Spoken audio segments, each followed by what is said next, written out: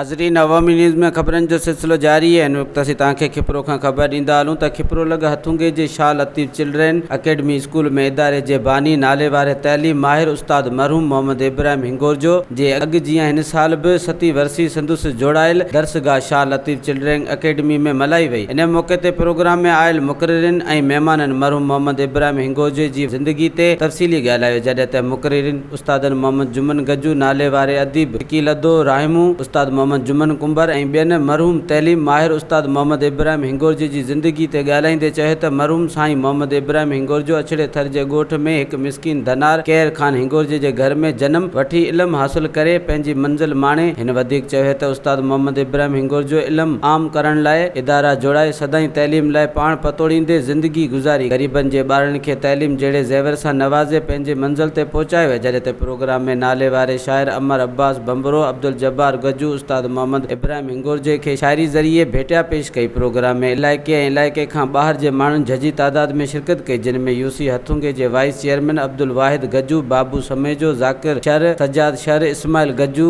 रजब मंगणियार ऐं ॿियनि शरीक थिया। प्रोग्राम जे आख़िर में उस्ताद मोहम्मद इब्राहिम हिंगोरजे जे फर्ज़ंद सत्तार हिंगोरजो आयल अमूरनि महिमाननि जा थोरा मञिया ऐं प्रोग्राम जे आख़िर में आयल महिमाननि खे नगर पिणु खारायो वियो। वधीक ख़बरनि ऐं तफ़सील जे लाइ विज़िट कयो असांजी वेबसाइट awamiNewsHD.com ऐं ॾिसंदा रहो अवामी न्यूज़ HD।